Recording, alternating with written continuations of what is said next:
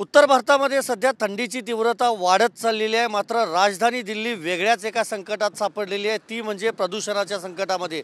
आज सकाळी 6 वाजता राजधानी दिल्लीतला AQI म्हणजेच एअर क्वालिटी इंडेक्स हवेची गुणवत्ता 478 वर जाऊन पोहोचलेली आहे। आणि मी सध्या आहे इंडिया गेट परिसरामध्ये। आपण जर पाहिलं तर काही लोक मॉर्निंग वॉकला आलेले आहेत, मात्र व्हिजिबिलिटी दृश्यमानता जी आहे ती अत्यंत कमी आहे। आणि 3 दिवस हवामान खात्यानं ऑरेंज अलर्ट जो आहे तो जारी केलेला आहे।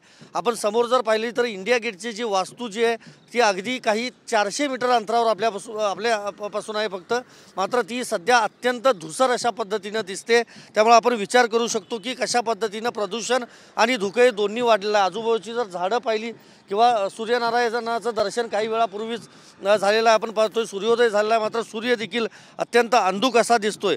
सध्या दिल्लीतलं कमीत कमी तापमान जे आहे ते 7 डिग्रीवर येऊन पोहोचलेलं आहे आणि अनेक भागामध्ये पुसा या भागामध्ये 3.5 डिग्रीपर्यंत देखील जाऊन पोहोचलेला आहे। त्यामुळे स्थानिक शाळा ज्या आहेत त्या ऑनलाईन करण्यात आलेल्या आहेत। ज्येष्ठ नागरिकांनी काळजी घ्यावी असं देखील प्रशासनानं सांगितलं आहे। त्याचबरोबर रेल्वे प्रशासनाने विमानाच्या हवाई उड्डाणांवर देखील याचा परिणाम होऊ शकतो असं देखील सांगितलं आहे। समोर आपण कर्तव्यपथावर पाहतोय 26 जानेवारी म्हणजेच प्रजासत्ताक दिन काही दिवसांवर येऊन ठेवला आहे। त्यामुळे अशा थंडीत आणि प्रदूषणात देखील आपले जवान जे आहेत ते रिहर्सल या ठिकाणी करतायत आणि हा रस्ता थेट जातो राष्ट्रपती भवनाकडे। मात्र आपण समोर जर नजर टाकली तर पूर्णपणे जे धुकं आहे तेच या ठिकाणी दिसून येतंय।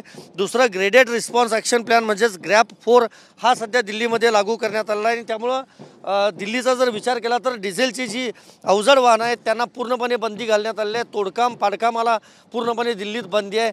दुसरं महत्त्वाचं ITO असेल, बुराडी, द्वारका, जहांगीरपुरी, त्याचबरोबर आनंद विहार असेल अशा भागांमध्ये 450च्या वर अति गंभीर श्रेणीमध्ये वायूची गुणवत्ता पोहोचलेली आहे। आणि हे प्रदूषण जर असंच कायम राहिलं तर मात्र समविषम प्रणाली जी आहे वाहनांसाठी ती दिल्लीमध्ये लागू केली जाऊ शकते। व्हिडिओ जर्नलिस्ट राकेश कुमारसह मी संदीप राजगोळकर, TV9 मराठी, नवी दिल्ली।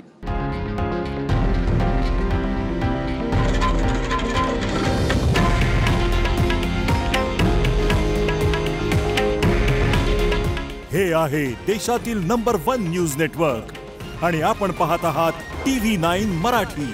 काळजी तुमची, हित महाराष्ट्राचं।